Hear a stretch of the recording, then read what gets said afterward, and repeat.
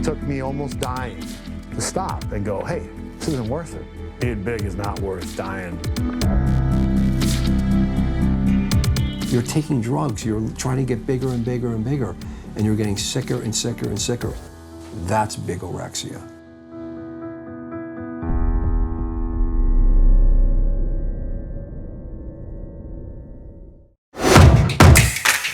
I was never going to be a men's physique. Didn't have much of an off season. I like his physique better. I'm always very energetic. I will have to put me as one of the greatest. Mr. Olympia was won by the back. And I was talking to Tony Freeman recently. He's also tall. You and him were the tallest guys on the stage, actually, like you know, competing at the same time. But do you think it's a gift or a curse being a tall bodybuilder? Like for you, for example, was it more difficult, or did it help you to stand out? I think it helped me a lot, because if I was on stage standing next to the guys, great athletes like Jay Cutler, honestly, I look better, because I was taller, wider, and, more balanced. So, and that's the only thing, because if you have the genetics to build muscles and you're tall, that's the best thing can happen to you, because there are a lot shorter bodybuilders, and somehow they look almost the same, round, full, but a taller bodybuilder, like as example, Tony Freeman, that's completely different physique. It's more nicer to look at, and that's no there's respect to shorter bodybuilders, but we also have difficulties to build muscles like legs and all the stuff that if you're taller, your muscles are longer, so it takes more time to. That's what I was. Bring yeah, it. that's I was wondering, because it takes probably longer to get, to the level.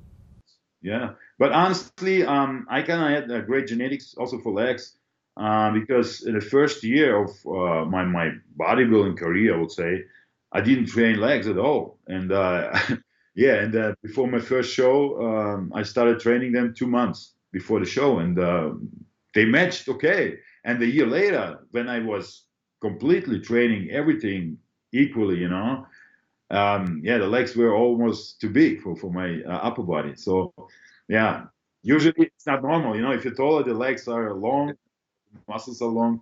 That's why it's so much trouble to or time to build them. And most of the guys, they think I'm gonna do this in 1-2 years, and if it doesn't work, they kind of give up on it. Yeah.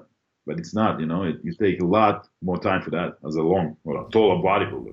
Yeah, it's crazy. I remember your leg workouts were crazy. I remember you and Dennis James were working out in Vegas, and there was some other guy, your friend, I think, from the gym, and he started throwing up. He started throwing up. He started throwing up during the workout. Actually, that was crazy. Yeah, that was very, very intense. As every time when I train with Dennis James, he just brings something different to the workouts, and it's insane. It's just insane, because it's not the heavy training what makes you sick. That's the intense training with so much pump. Well, because you pump so much blood and muscles. It's painful already, and during every set you feel it, it burns, it's painful, but after that, man, you're kind of freaking out how great it works if you do this. It's a big difference, the pump and everything, because like if you never experience the pump, you don't understand. But as a bodybuilder, if you experience real pump, and going until to the limits, that's a big difference. That's it's high level insanity, I will say. It's crazy, man. I remember Dennis James would be like, he would do like extra slow sets. Remember, like extra slow, and then regular speed, and then slow. Like he would do all this interchangeable speed. That was crazy. Yeah, exactly. Each set is a little bit different. You start like with 5 slow reps, then 5 normal reps, and then again 5 slow reps, or change it up and mix it up a little bit. And that's that pumps so much blood in your muscles. It's unbelievable. What was the hardest muscle for you to train to get big? Did you have any challenges that you had to really work hard at?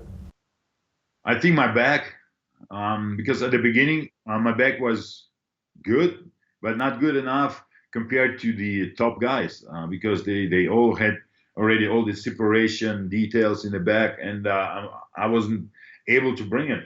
But then with all this help from Dennis James, and because I was the guy who listened to the top guys, because hey, that's